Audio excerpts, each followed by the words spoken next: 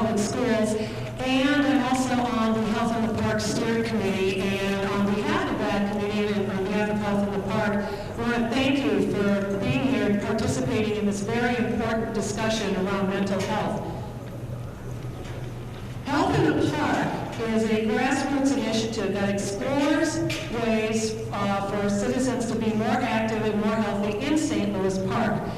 About a year ago or so, there were a number of community conversations around health issues in St. Louis Park, and I would imagine a number of you participated in those. And out of that came several initiatives. And the Mental Health Initiative is one of those, and that is where this event came from today. The goal of the Mental Health Initiative is to create awareness around mental health issues, to identify resources, and what I think is most important is to break down the stigma around mental health illness. And I just want to tell you my story, just to illustrate why I think this is so important.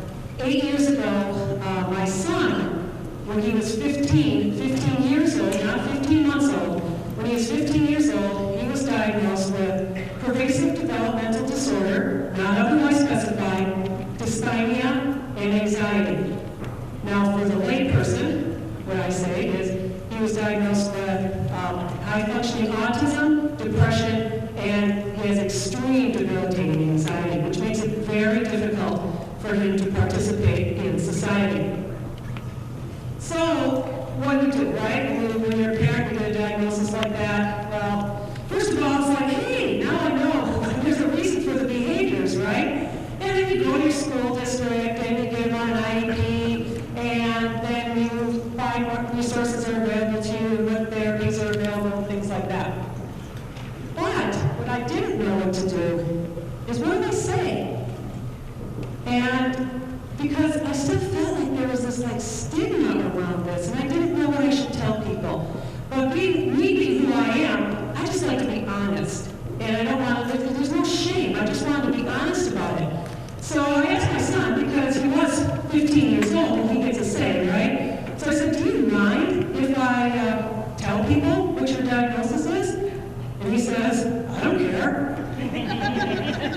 So, all right. So I started talking to people. I would tell people when it was appropriate. I mean, I don't just walk up to people and go, my name's Lisa, my son has autism.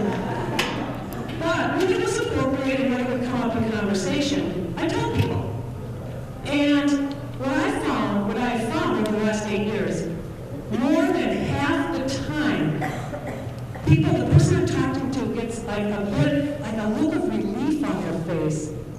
And now, because what I've just done is I've given them permission to tell their story. And so there it comes, my son, my daughter, my grandson, my niece, my best friend's kid has something, right? And now we can start talking. We can have a dialogue. And so and really good things come out of that. Like I've learned good support groups to go to. I've learned, who I should go see. I've learned that you never accept the first denial from Social Security. There's probably some people who didn't know that, right? But actually what's more powerful for me is that in sharing this, I realize that I am not alone, and we are not alone. When we can talk about things, then we can come together and we can find solutions, and we can accept people into our society.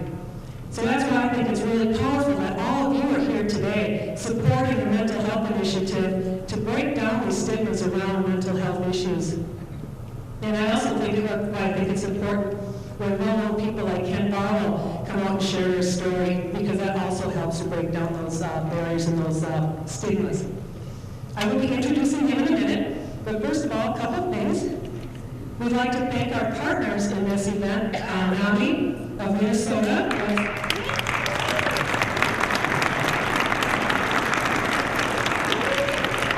and also the Park Nicollet Foundation.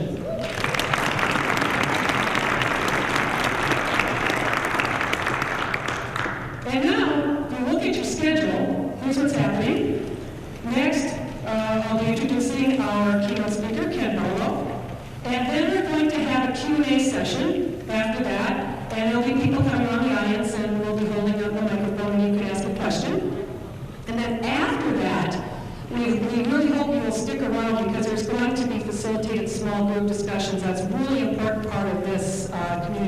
conversation that we're having. And then some of you probably already seen it, but the resource fair will be open until 4 o'clock. So you can go and visit the people who've taken their time to come here today to share their resources with you. And now I'd like to get started in my introduction of Ken Barlow.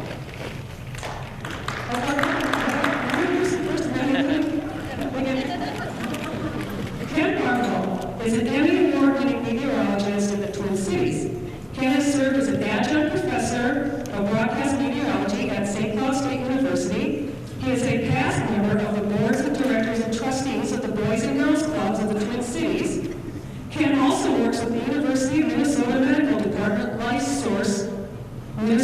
Medical Department, Life Source Minnesota, Park Nicollet Foundation, Bring Change to Mind, Team Ortho, Shriners Hospitals for Children, and the American Foundation for Suicide Prevention, among others. That wasn't enough already, right? Ken has been awarded the Paul Wellstone Advocacy Award from the Minnesota Psychiatric Society, and he has recently been named to the International Bipolar Foundation's Consumer Advisory Board. Ken and his wife Teresa have just finished working with Mayo Clinic on creating a new brochure and video for newly diagnosed bipolar patients and their families. Please welcome Ken Barlow.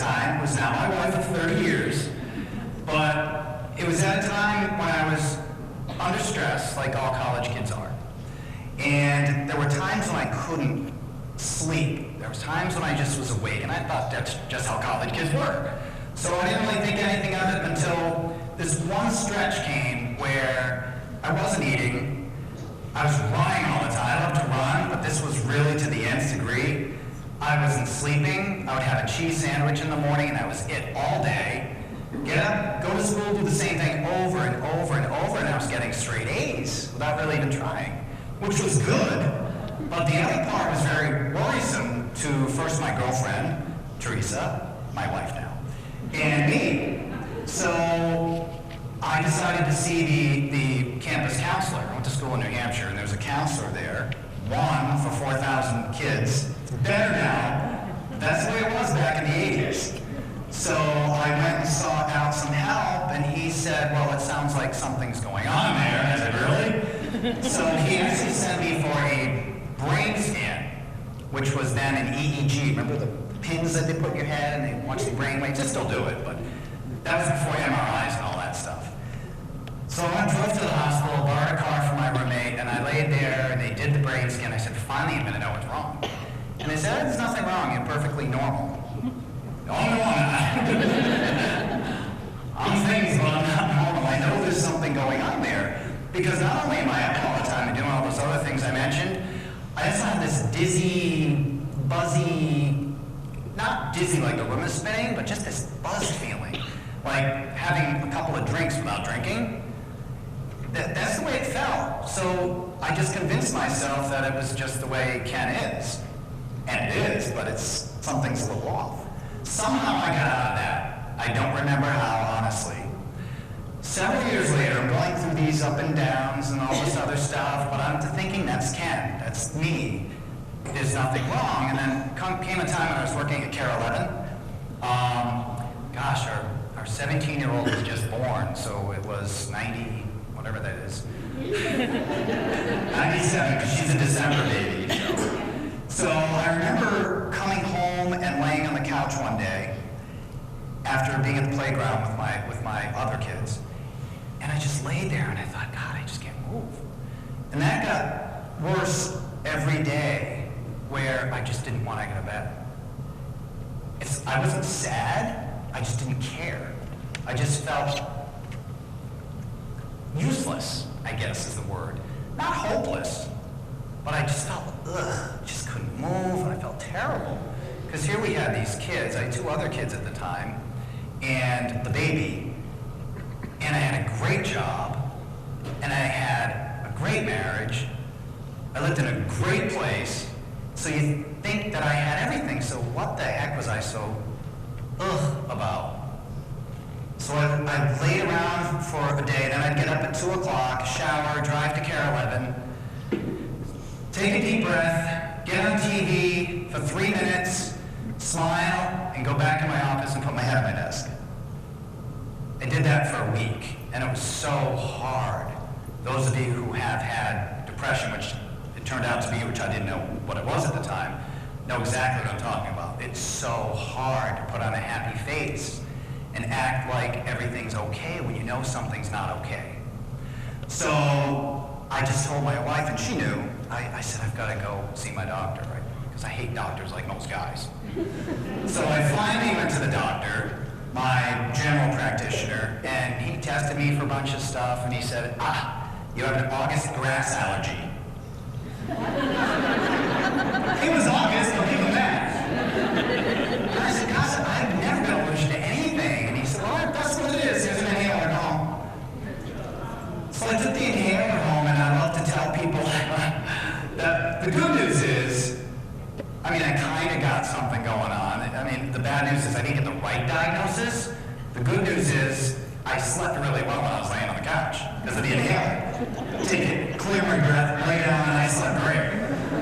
So I still didn't have an answer. I knew something was going on. So again, I just said, all right, it must just be me. So fast forward another 8 years.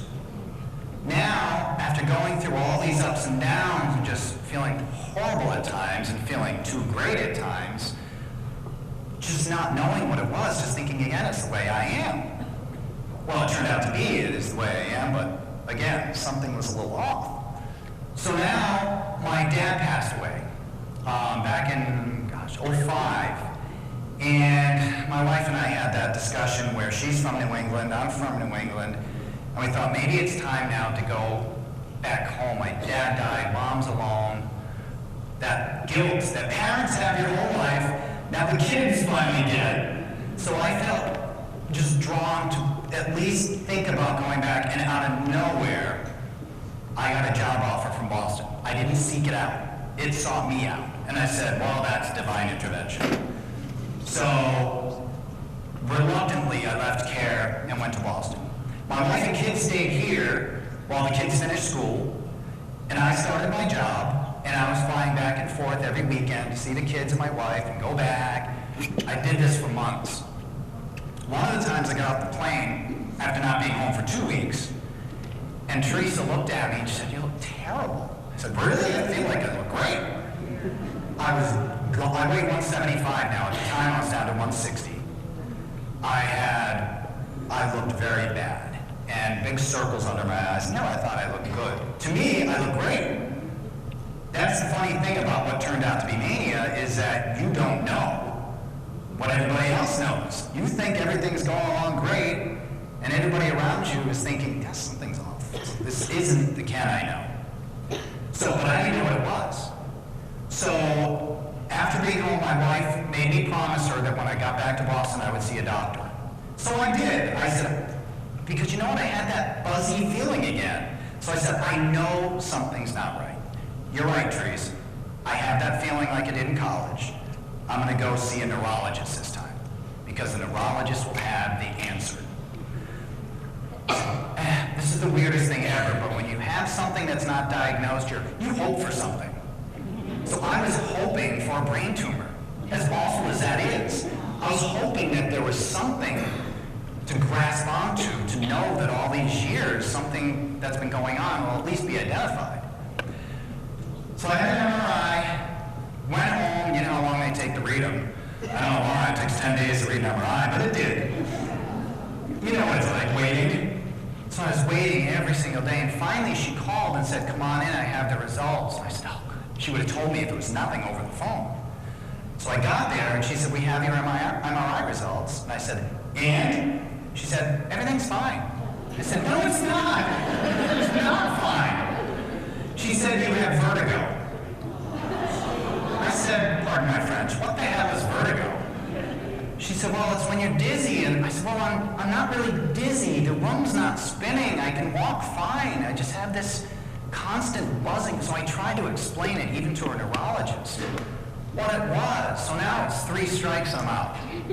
I tried over a span of 20 years because I knew something wasn't right. So finally, I flew back to my wife one last time, trying to feel better, trying to talk myself down. I was exercising. I'd get home at 11 from the news, or midnight out there, and I'd start exercising. I'd start running on the treadmill. I'd start biking on my stationary bike. I would do all this stuff till 4 in the morning. And then I started to see weird stuff. I started to hear weird things. So I was hallucinating, and I was hearing things too. I was hallucinating, auditory, I think they call it. I was hearing things. So I was freaked out. So I went upstairs, and I was on a medication, propanolol, because my family has shakes. It's nothing major, it's just familiar shakes. A lot of families have them, I happen to have it. So I was taking this beta blocker, it's called, to stop my shakes. Well, I went upstairs and I took a couple of those, and I hadn't had a drink in forever. But now I wanted a drink because I thought that could bring me down. So I got a bottle of wine and I had a glass, and I stood up and I said, oh my God, something is happening. So I grabbed the phone, called Teresa out here, this is in Massachusetts, and I said, something's not right, I don't feel good. And the next thing I know, I'm looking up from my bedroom floor, and there's a fireman standing above me with an axe. That's what I said.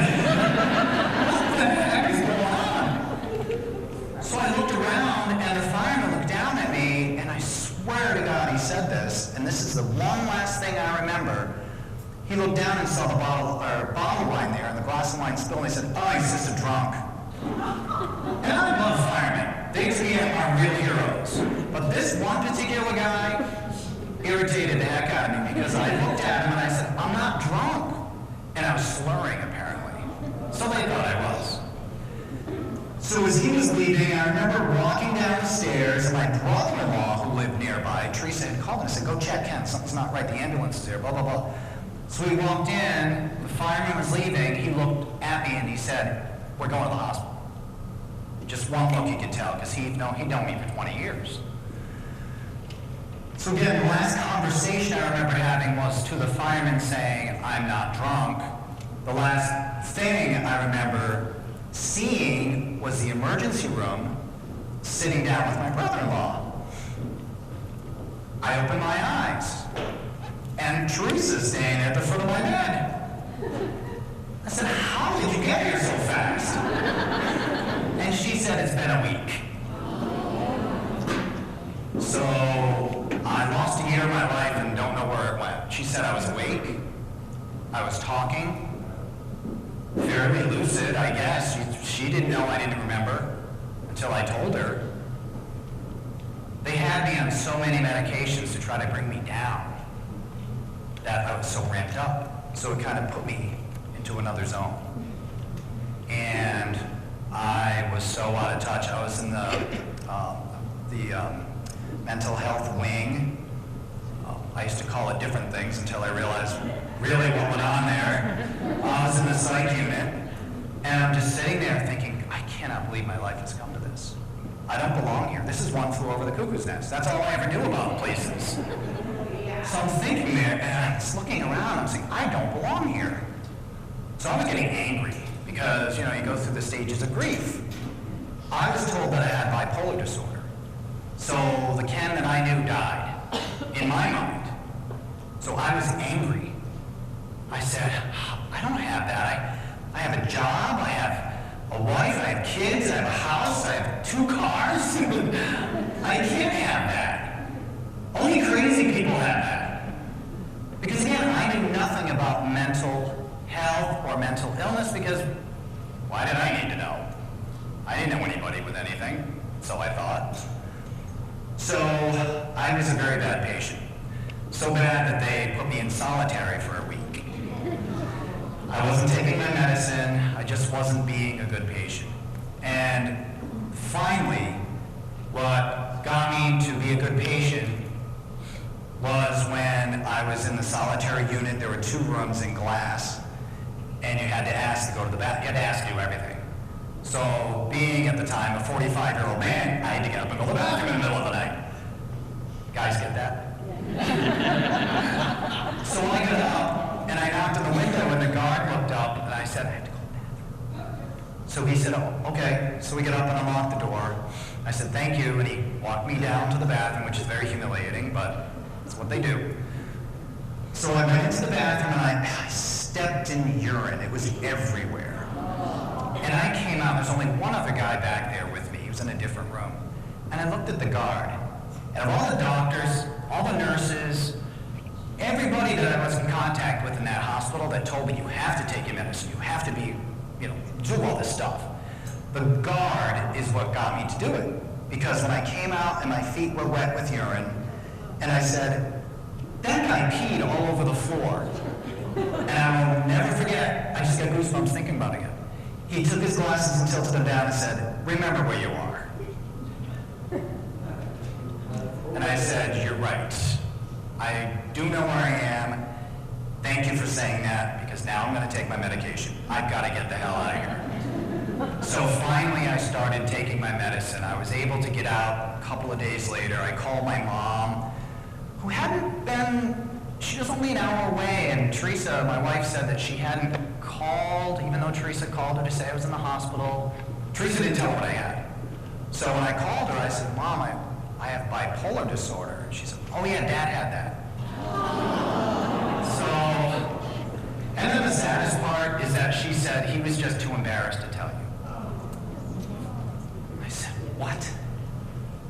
Because there is a gene thing there where you have not a good chance, we have a chance, a better than normal chance, average chance of getting it if your dad has it or your mom has it. So out of 5 Barlow boys, I was the lucky one. And it really has actually turned out that way. But at the time, I was so mad. My dad was diagnosed when he was 60 and died at 68. I was diagnosed a couple of years after that. So he had 5 grown boys in their 40s, men, in their 40s and early 50s, and he couldn't tell us because he was embarrassed? And I remember sitting there, first thing I thought of was, that's stupid. But then I thought, my God, if my dad was embarrassed, I've got to be embarrassed. So when I got out of the hospital, I got home, and I said, my God, if my dad was this. So I typed in the computer, this is my favorite story I tell people. I frantically Googled famous people with bipolar because I wanted to make sure I wasn't alone. What if you haven't done that, if you have something?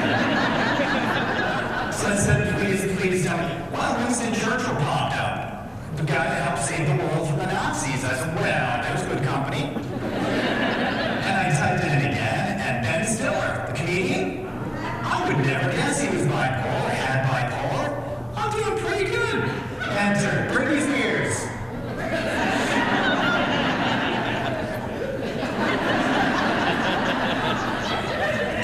Okay, guys.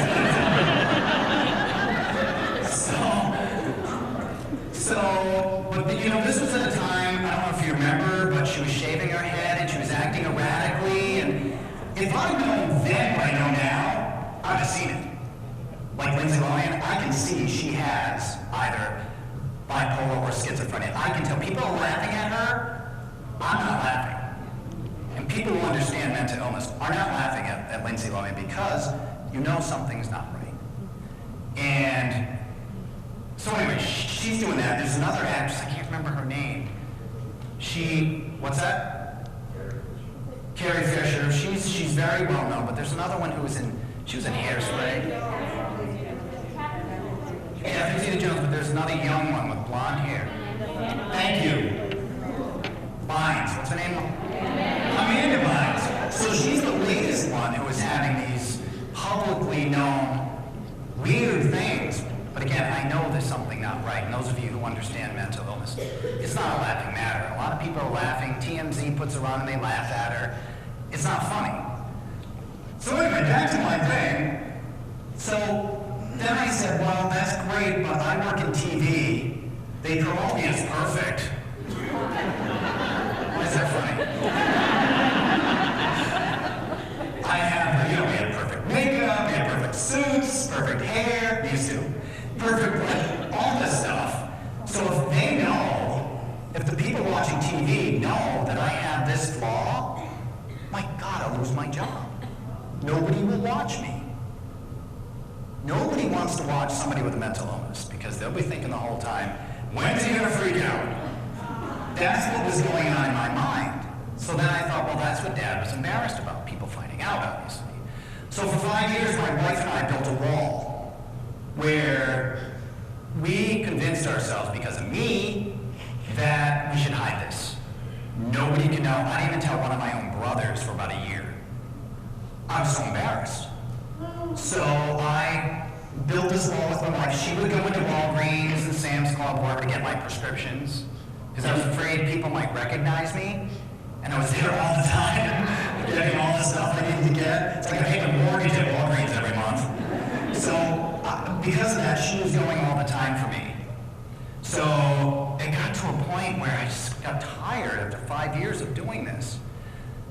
And I fantasized about telling people. I thought about letting it out because it's such a huge weight to carry. I have friends who are gay who tell me the same thing. Before they came out publicly or to their parents, it was the same weight. They just felt like they were hiding all the time. They couldn't be themselves. That's how I felt. I was hiding. I felt like this. Even though outwardly I was like, hey, what's going on? Inside I was like this, tense. Like somebody was going to find out. So I called Nani, Michelle Green, who was their PR person, I think she was at the time. And now, without telling her my story, I said, hey, I am Ken Barlow, I'm on TV. I'd love to help you out if I can, without saying why. And she said, oh, great, we're having a NAMI walk where 4,000 people come. Would you mind emceeing that? I said, that's perfect. That's perfect for me. I can talk in front of people. I can read a script. I can do whatever you want me to do. So I said, well, now I feel like I'm at least helping, even though people don't know why. Called my mom and said, Mom, would you mind if I talked about Dad at this walk? Because I think people might want to know that that's kind of a neat connection that I have with him. Keeping mine to myself, selfishly.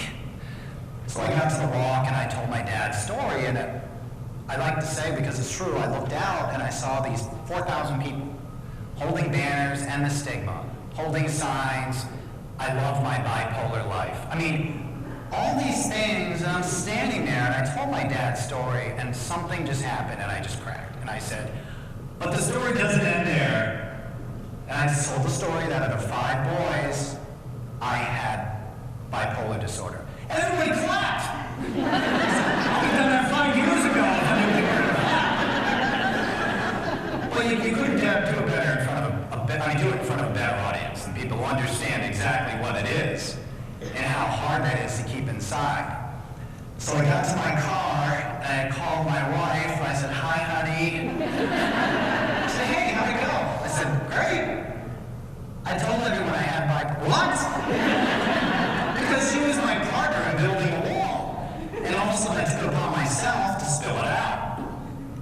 was understandably mad.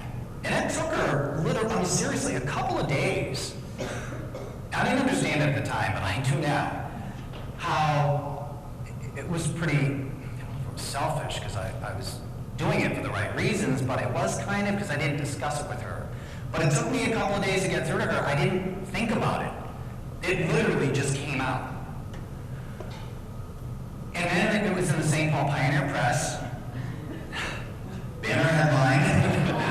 I thought it would be some little Amy Gustafson, who's a writer there. She did a fantastic job in the article. Thought it'd be this little blurb in the people section. And it was a banner headline. Ken Barlow, I am not alone. I said, oh my God, what have I done? Then I went on Almanac, Kathy Wurzer and Eric Escala, and I was interviewed there, so I got 100 emails or so from my NAMI blog, from people who were there. The Pioneer Press thing came out, I got several hundred more. And then the TV thing came out, and I got several hundred more. And I kept getting them every single day, like Lisa said. Thank you. I can tell you now that I have this. My dad has this. He's so ashamed. My mom has this. I have a brother and I don't understand. Thank you. And they're thanking me for telling the world that I had bipolar disorder. Well, it didn't really register to me quite yet, but it was doing for people what Ben Stiller had done for me. It made me realize that there were people who actually functioned in life, who you'd never be able to look at and say, he's got to have bipolar disorder. No. People, when I came out, I am very happy were shocked. And a lot of people were happy, and I'm really happy they were happy. So one of the letters I got, emails, people don't write letters anymore.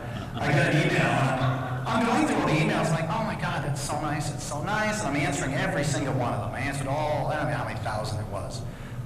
Then this one came up, and it said, I'm sitting here in my penthouse looking over Central Park. I'm like, oh God. So I went down to the bottom, I was going to go right by it. It said, your friend Glenn Close, the actress. So I went back to the top.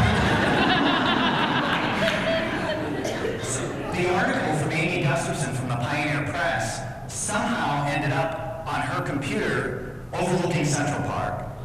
And she thanked me in a wonderful page-long email for making this public because she found it bring change to mind because her sister has bipolar disorder. It's an organization that tries to do what we're doing to kind of destigmatize or take away the stigma of what mental illness is and what it isn't. So I got that. I said, my God, this thing is just blowing up. Glenn Close wrote me a note. So they're all fantastic, including her. So I wrote back to every single person. I still get emails every single day. I lost count at 1,500 from people like the way I was. Complete strangers looking for something, looking for somebody who will tell them, you know what? You'll be okay. I'm okay. Ben Stiller's okay. I mean, basically, I tell people, if I can do it, you can do it. Because I'm not special. I've got the same thing. I have a great support group. I have my psychiatrist, my therapist, my wife, should have said her first. She's not here to tell her. And my kids. And friends. So I have all these people who help me. They help me to remember why I take my medication.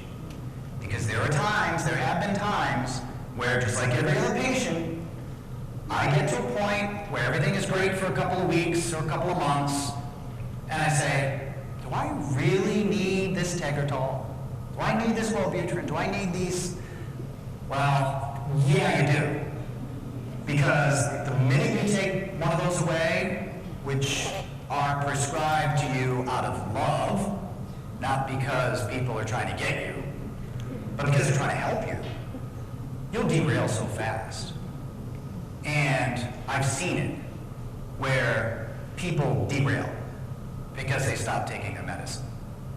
Or, in my case, I know some people do, I can't drink when I'm on a stabilizer, mood stabilizer, because alcohol is a destabilizer. So for me, it kind of wipes out why you're taking a stabilizer when you're taking a mood destabilizer. So it didn't have my medicine any, so I gladly gave that up. Or to me, it meant death. That's the way I put it.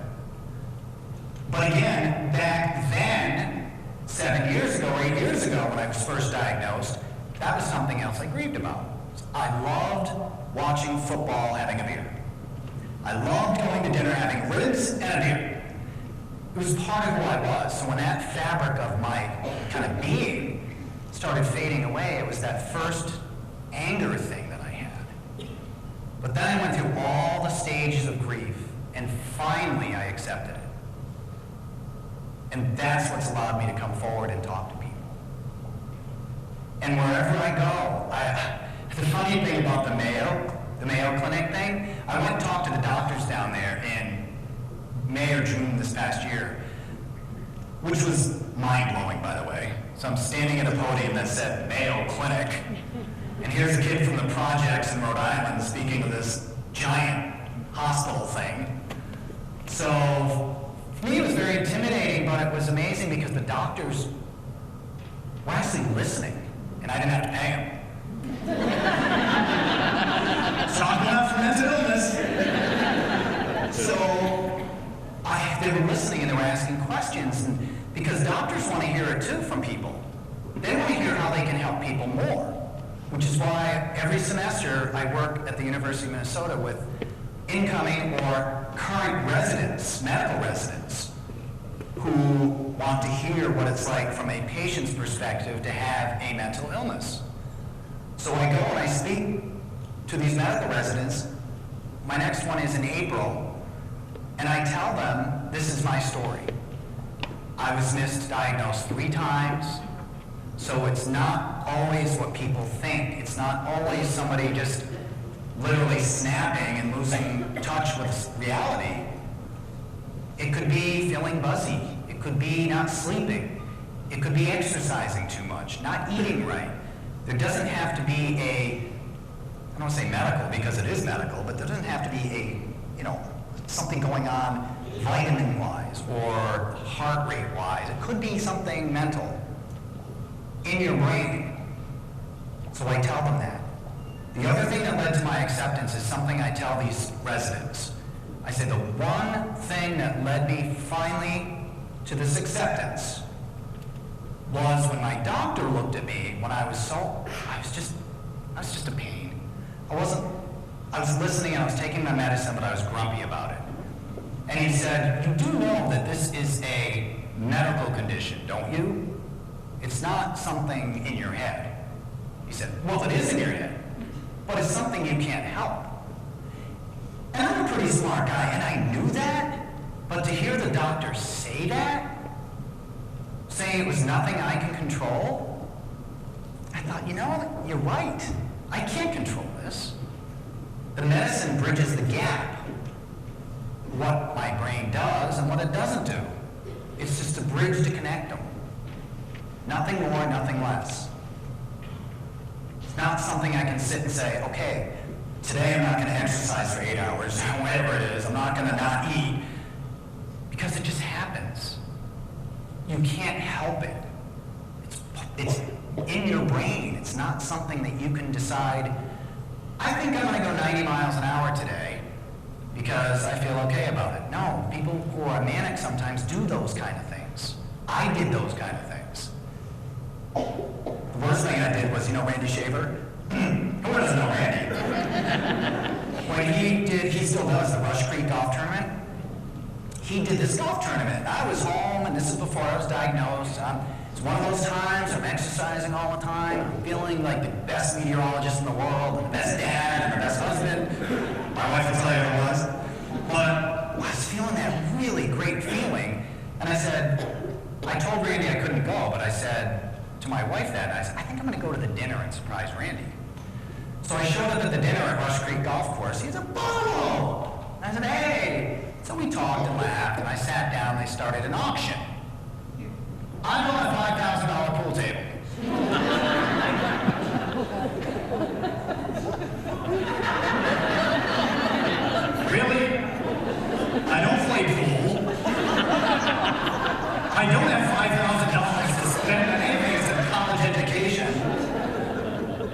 why did I buy a pool table? So I should have thought something wasn't right then. So Teresa didn't like that either. So now, what we do is we look back on things like that. I look back at my even teenage years when I can go back and think, oh, that's what that was. Oh, that's why I was sad, overly sad about something. That's why I kind of dwelled on this sadness and almost pity, self-pity for a while. There was a time in high school I just hated myself. I couldn't figure out what it was. I just thought, again, it was what a teenager does. And they do to some degree, but the loathing just went on and on and on. Looking back, I know what that was. At the time, I had no idea. So learning all of these things has helped me to help other people, to tell other people that, again, nobody's perfect. You have a mental illness. That's your, I won't say what I usually, that's your stuff. We all have our stuff, right? Somebody may be going through a horrible divorce. Somebody may have high blood pressure. Somebody may have cancer. Everybody has their stuff. Stand up if you don't have stuff. I bet nobody stands up. Everybody's got something is my point. This is my something. Yeah, I've got other things too. I worry about paying bills and stuff. Yeah, I have that. I'm just a guy. I'm a normal person. But this is what I have. This is my big challenge. This is how I define me, is winning at this challenge. My mental illness doesn't define me, but me being proud of myself for controlling it. And I also submit to you that I am a better husband than I was 7 years ago. I'm a better dad than I was 7 years ago. Better friend than I was 7 years ago.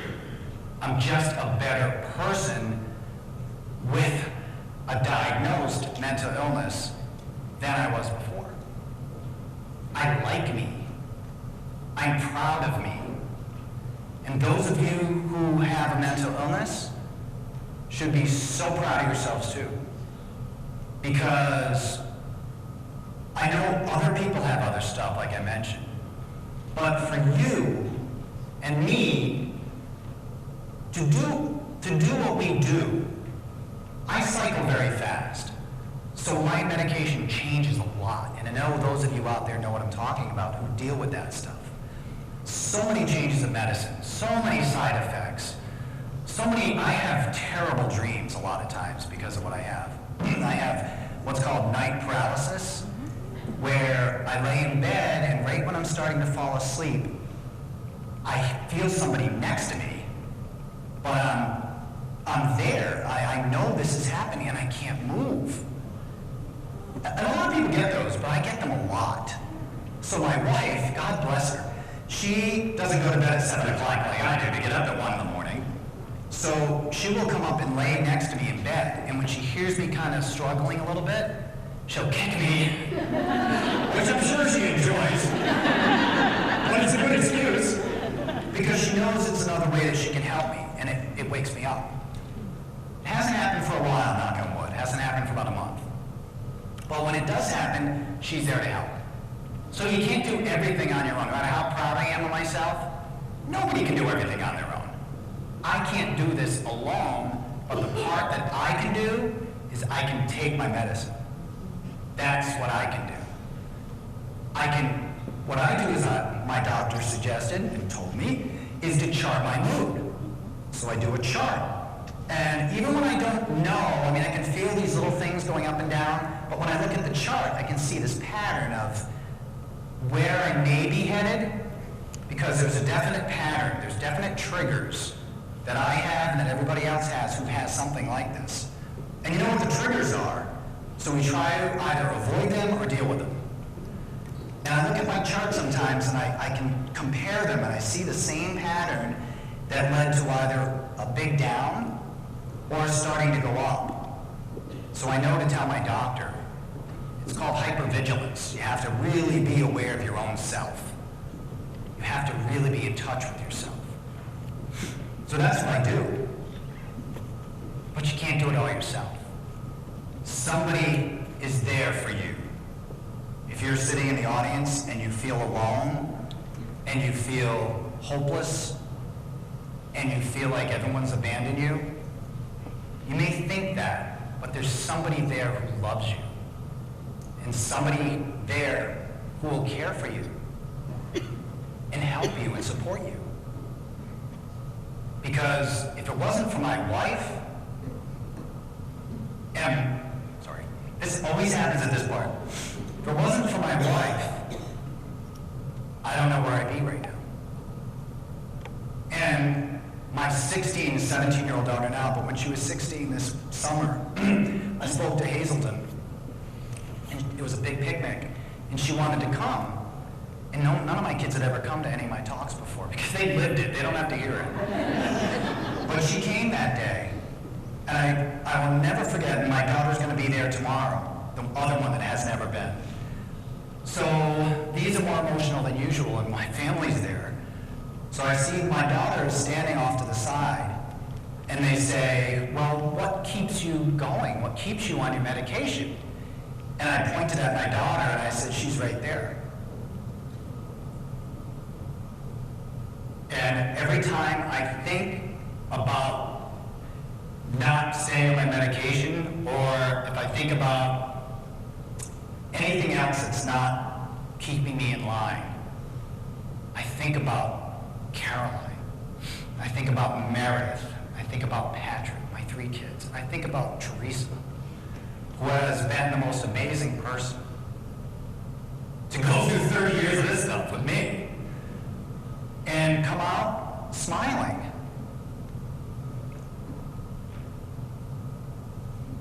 I'm a blessed man because of that. So for anybody out there who feels alone, somebody is there. Whether it's a doctor, a relative, or friend, somebody wants to help you. Clergy, priest, minister, somebody's there to help you. You just have to seek them out. And you will get help.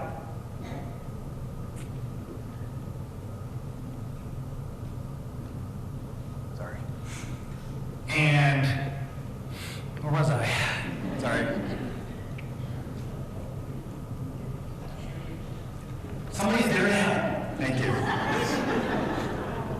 And the last thing I want to say before we take questions and answers is that I believe in fate. So the story of my life before all of this, when I was a 10-year-old, when I was a 7-year-old, we grew up without a lot. We grew up very poor monetarily. We lived in a project. My dad worked 2 jobs. My mom was a cashier at A&P, which is an old grocery store. And there were 5 boys to feed. We eat, like animals. So they were working a lot. But my parents got something at a thrift shop for me. They got, I don't know if you're old enough, you may remember a room divider. It was like this hinged thing. They still have them now, but they're all fancy. This one was just an old thing that somebody was selling at a thrift shop for $1. My mom bought it for me because I asked her to. You know why? Because I painted it, and I drew a U.S. map on it, and on the other side I drew a map of New England, and those were my weather maps. When I was 10 years old. I had an empty milk carton and an empty roll of toilet paper.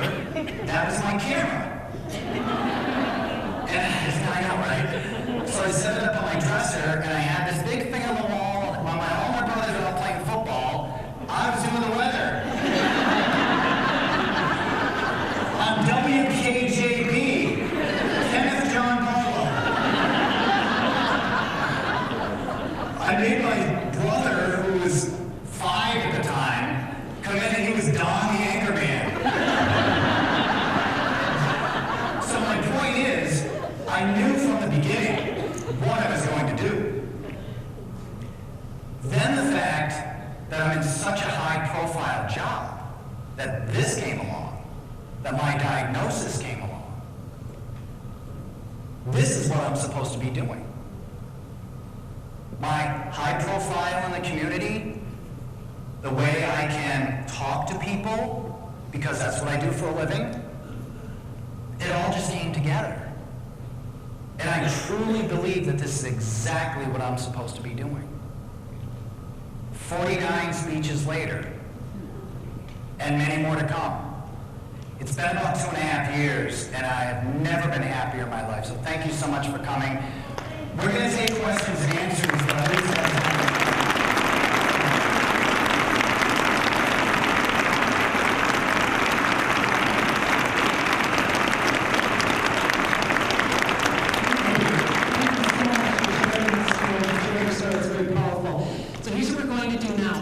Bridget and I have microphones, and we will walk around, and if you have a question, please, I know Ken was so kind to share his story, and I know we like to share our stories, but we're really just taking questions right now. So we'll come around, Bridget and I will come around if we see your hand up, and we might ask you to kind of slide out maybe a little bit too, but we'll take a few questions. We've got about 20 minutes or so for questions. So raise them high so Bridget and I can see them. As long as it's not a math question, I'm okay. You look very young in person. I look what? You look very young in person. Doesn't seem like you've been doing Oh my gosh, give me a big hug before I leave. I look young. I just have a comment. I had a question.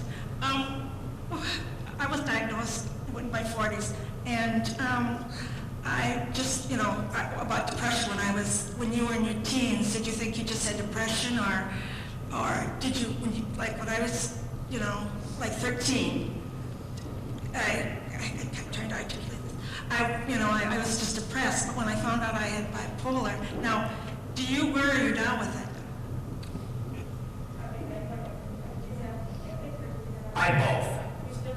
I still have both, yeah, because, what I'm doing now is I'm managing it. So when I feel like I'm going downhill, I can feel it. And those of you who have depression or who've had these symptoms, I feel it in my eyes. I feel like sand in my eyes. I feel like there's a weight right here. And when I wake up like that, I'm like, oh no. So then I call my doctor. I tell Teresa, then I call my doctor. When I feel myself going up, by the way, the number one sign for me is that I clean the house.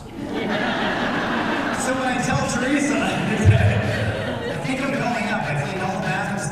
Okay, just wait a little while, I'm going up. She doesn't, but that's really what I do. I don't sleep, but I start, doing things around the house that I normally would do, but not so badly. I forgot to say one thing. If somebody has an answer that Ken can't answer, then we have here Tammy Reynolds with Special Services and Special Ed in the school district, and she will be outside, and there's social workers here so they can help answer your questions if there's one that Ken can't answer. Okay, we're ready over here. My son is bipolar and has a traumatic brain injury, both. And he can't seem to get on the right medication. He suffers a lot with, the manic, but he can keep himself under control most of the time, but he deals with the depression a lot. And did you ever suffer also with using chemicals to calm yourself down? Only that one night when the ambulance came, and I thought a glass of wine would help me. But I have heard it it's very common. Yeah, I know. For people to actually have dual diagnosis of dependency and a mental illness, that is very, very common. But mine wasn't really a problem. But the night when I wanted a glass of wine to calm down, a lot of people do that.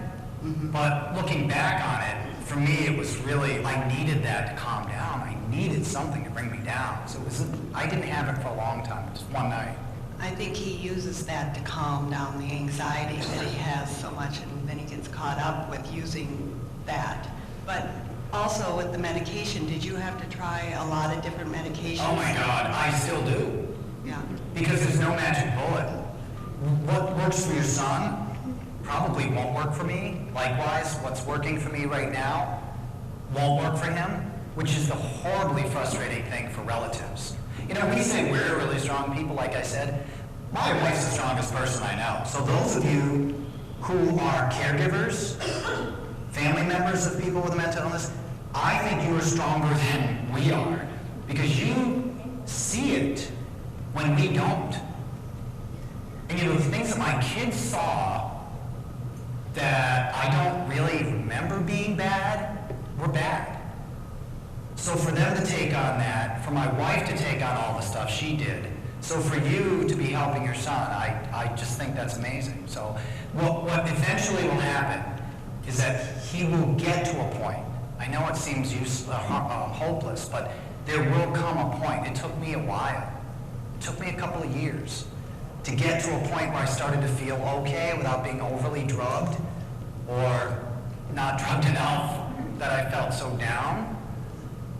So, and for me to go on TV, it was doubly as frustrating because then I sometimes looked like I was drunk when I first started because my eyes were, I was on Seroquel at the time, which is very strong, and it made me tired. So I looked that way all the time. So there will come a time when he'll reach that kind of equilibrium point. It really does take a while, though. That's not uncommon. It's very common, as a matter of fact.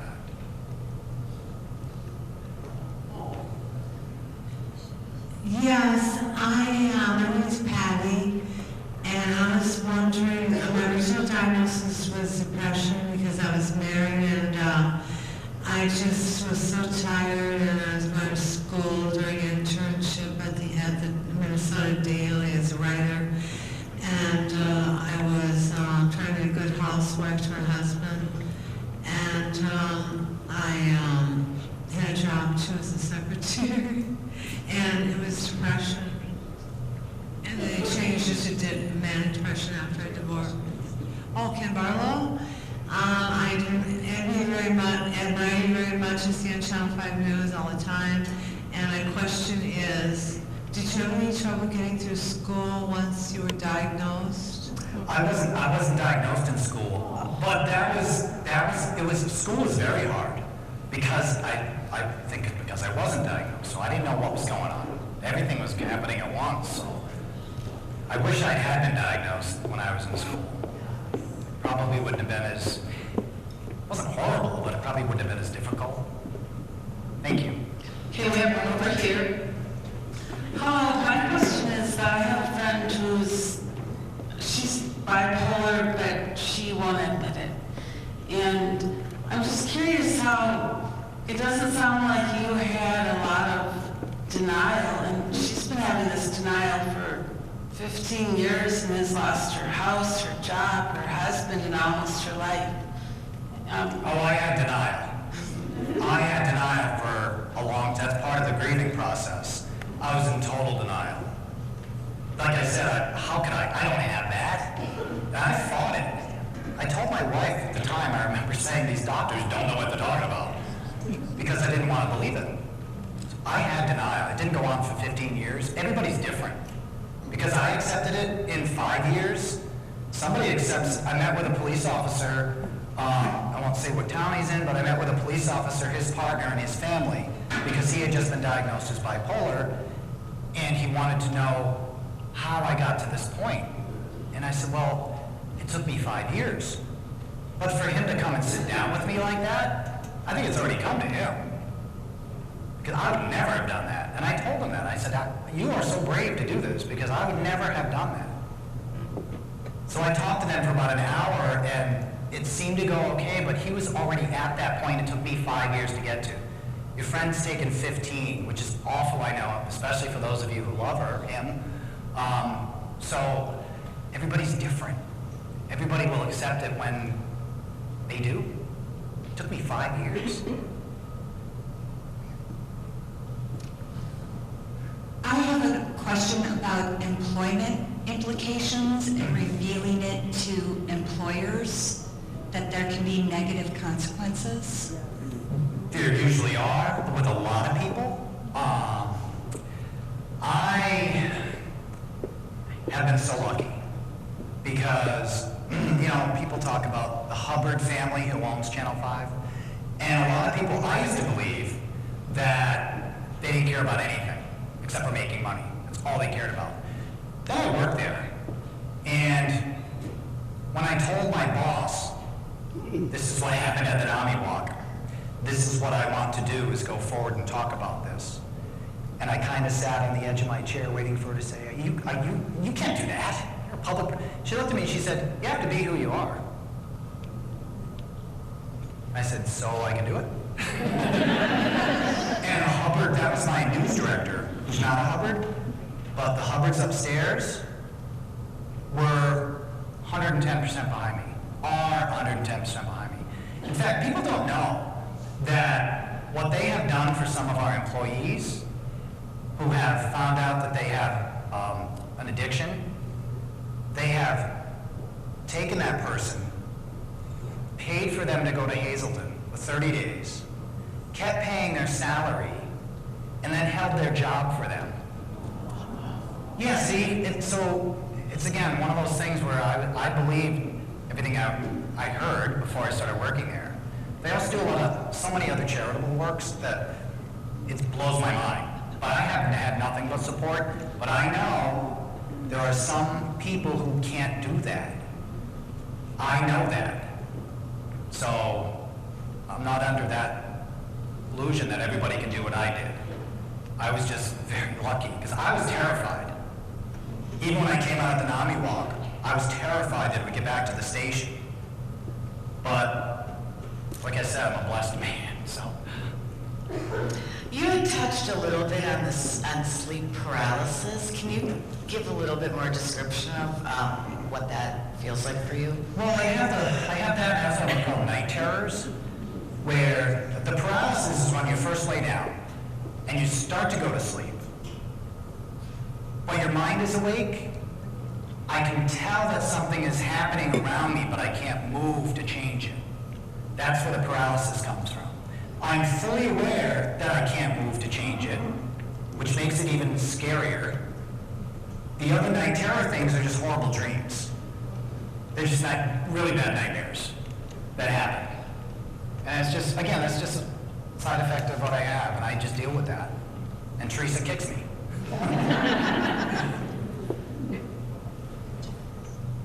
Okay. What I would like to know, having this disease, if you didn't have any support on the job, or if you had people that even bullied you on your job, You know, even family members, how could you go through with this disease with no support and people intimidating you? that's the stigma. And that's what so many people have to deal with. I've been fortunate because I've had nothing but love from obviously my family, but from work and the public. I've been very, very lucky. I know people who have written me some of those 1,000 letters or whatever it is, who tell me in there, they're bullied. They're terrified people will find out. They're all of the things that you just mentioned. And all I can do is encourage them in my way. I mean, I'm not a doctor, I'm not a therapist, but I am somebody who has it. So I know exactly what they're talking about. So that's the only way that I can help them is by saying, you know what, I know what you're going through. I'm sorry. People who don't understand it suck. Sorry. But the only way they can understand it is by doing stuff like this, like St. Louis Park is doing. And hopefully other communities will catch on. Oh, hi. Hi. First, I just want to say thank you so much for sharing your story, and Thank you. I'm going to see you on TV now and think of you as a hero. Oh, gosh, thank you. Second of all, I have a son who's almost 9, and he's on the autism spectrum and has ADHD, but I always, in the back of my mind, think there's something else going on. But it's really hard to find, the right doctor to say, okay, aha, this is what it is too, and, just finding someone to really figure it out, because sometimes he has these kind of manic moments, and I don't know if it's just ADHD or if it's something else. So my question to you was, when you were like 9 or 10, do you remember like kind of how you were, back then? Do you think there was something going on then? I do. Even back when I said when I was 16, or 15, whenever I remember, I was a teenager in 10th grade. And I remember then certain things happening that back then I just thought, that's the way it was. It turns out it was true. It's just that I didn't know that I had bipolar disorder. I had it my whole life, I just didn't know it. So when I look back to when I was 9 or or 10, I can kind of remember things. I can remember my parents, we lived in a very diverse neighborhood. We had everybody over one night. One of the people there, this was the 60s, one of the people there was an African-American gay man, which, you know, in the 60s, it was tough, especially, I know it's even hard now for a lot of African-American people, but back then, to be gay and African-American was just a death sentence for a lot of people. But I remember sitting there in my living room one night, and my parents had the Supremes on, and everybody was dancing in the living room. So I got up and I started dancing with them, and I remember having that really, looking back, having that really weird feeling of like, not only was I happy because it was going on, but because I just seemed over happy. I was looking back at that when I first got diagnosed. That was one thing that stood out in my mind, that one event. So I remember that. I don't remember much beyond that, to be honest with you. But I remember that one night I felt like I had so much energy. And I was probably energized by all the fun going on, so. I don't know who has the mic. You've spoken very eloquently about your mental health journey as an adult male. Do you have any thoughts or suggestions how, as a community such as St. Louis Park, we can help continue to destigmatize mental illness, especially when we look at our youngsters, the middle schoolers and the high school kids that are on this journey? I think Lisa is going to hate me for pointing her out. Lakeville North High School has an amazing program where Lisa is one of the people. She's going to smack me. Hi, Jean. She told me today she was coming, but I spoke there, and she has an amazing setup of support for the students. And it was right after I talked there last time, 2 of your students came to you because one of their friends wasn't acting quite right, and then they told you and you were able to intercede. So in schools, unfortunately, a lot of school budgets don't have that in it. But Lakeville North to me is a shining example of what a high school can do and should do because they have that net of support. A lot of school systems only have one school psychologist or psychiatrist or somebody, one person that goes around to all the schools and tries to take care of thousands of kids. So if you want, Lisa's right over here. Could you wave?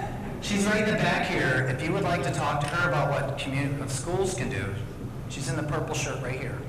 Don't forget to, you can She's never going to talk to me again. You can talk to Lisa, or you can talk to Tammy Reynolds too, to find out what we're doing here in St. Louis Park as well. Remember, Tammy will be out there. Hi, Ken. I volunteer at NAMI, and I also have bipolar 1. I have rapid cycling as well. There's so many questions. I would love to sit down and talk to you, first of all, because there's too many. Does a lot of stuff sound familiar to you?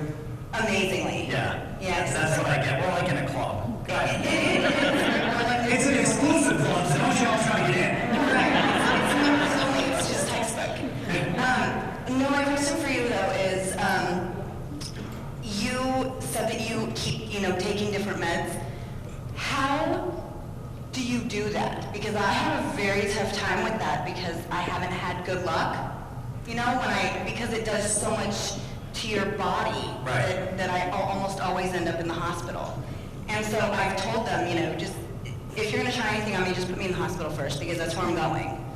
So how do you go about that? Like, how do you accept the fact that you have to have different kinds of medications? That was part of my whole acceptance, is that, people who have cancer have to go back for chemo, and if they're told that they're cancer-free, and 2 years later it comes back, and they have to go to chemo again, I kind of equate it to that, because I do it because I know it's going to save me.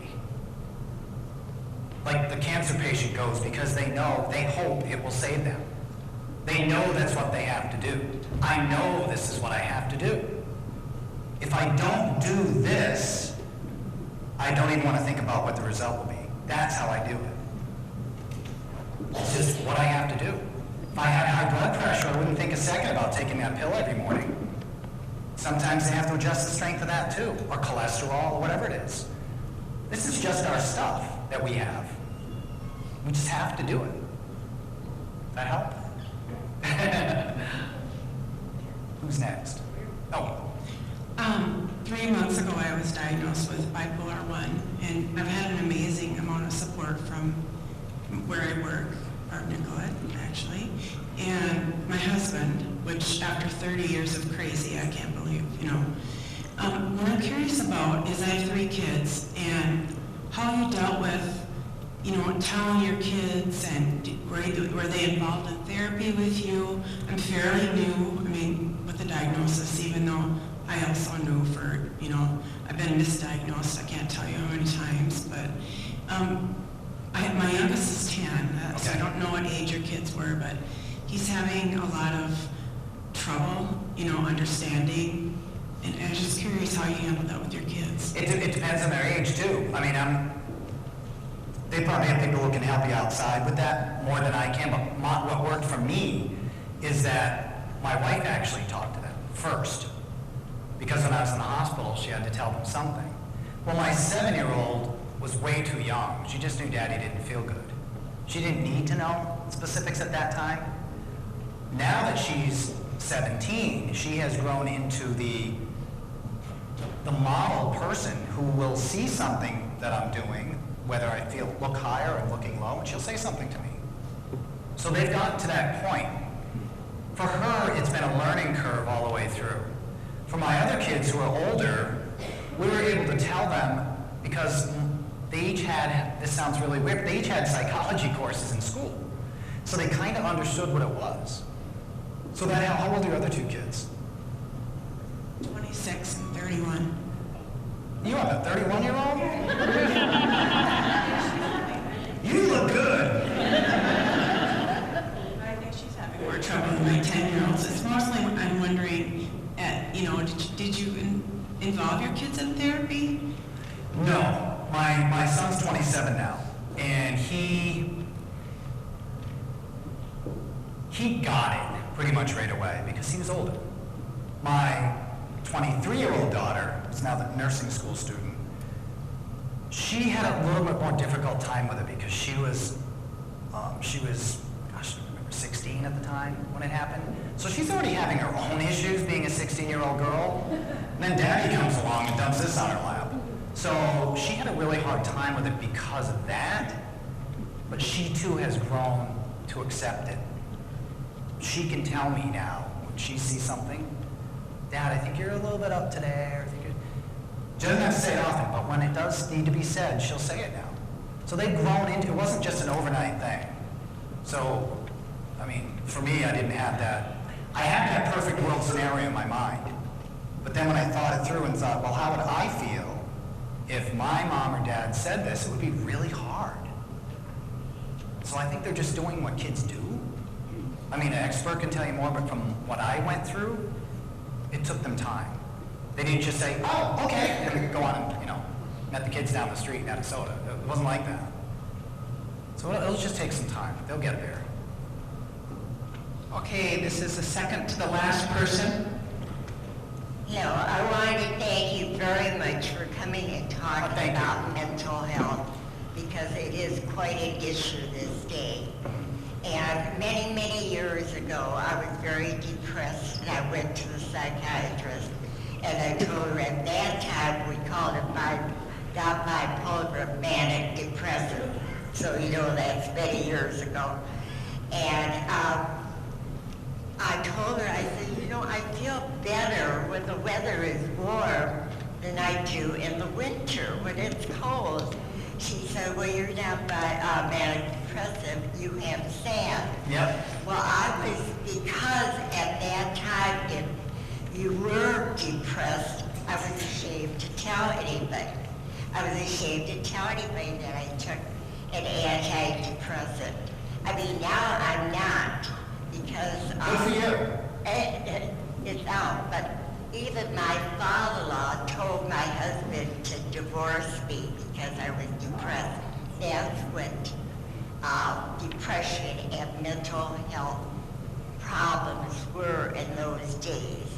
It was just, So we've come a ways. it was, yeah. It was, and that's why my dad didn't tell us I too. hate to say that, I do have sand, and I think then so do 3/4 of the people, they have sand. I think you're right. You know, because I know the August grass allergy thing to me happened in August when the days were getting shorter. So I think that, I know, that came in for me because one of the triggers for me is when the days do get shorter. So I'm aware of that now. One of the things that makes me happiest is Friday when we went over 10 hours of daylight. One of the first times since November. That makes me happy. Now we're on the other side. Okay, this will be our last question. Hi, Ken. Where are you? Oh, hey. How's it going? Good. Good to hear you. You mentioned like this ambulance coming and this firefighter looking over you, and it took you about 5 years to come to that realization. And you know, I have anxiety issues and dyslexia. What are some of those things that helped you get to the point where, with your father and you realizing your difficulties and what you bring that acceptance? Well, acceptance was a long process. It's the whole grieving process. I mean, you have to go through everything from the anger, denial, right out through the acceptance. And it's almost like a 12-step program in your own mind, because you have to, A, kind of admit that there's an issue, which is on your way to acceptance. Then you start to deal with that issue. And then eventually, for me, when you make amends to people, it was to my kids and my wife and anybody else I may have hurt inadvertently, but obviously I did. So I made amends to those that I love most and said, they knew it wasn't me when I did some of the things I did. So they were glad to accept that. Then the final acceptance was self-acceptance. And that was the hard one. Because I finally had to get over my pity, my self-pity, my self-hatred, because I really didn't like me. But then, what turned it was, honest to God, was when my doctor said, you understand that this is a medical issue. And like I said, I'm a fairly educated guy, so I knew it was. But to hear my doctor tell me that really made it come home to me, that I can't control this when it's out of control except to take my medicine. That's how I control it. I can't control the little things, the little synapses or whatever they are in your brain that go back and forth. I can't control that. But the medicine can help me. So that's when I thought, well, now it all kind of makes sense. That's what led to my acceptance. My family reached out to me. And then it went back. Yes. Yep. And my brothers, you know, they're all out east, but you can still be supportive thanks to the internet. So. Thank you. Yes, thank you to Ken Barlow for sharing his story.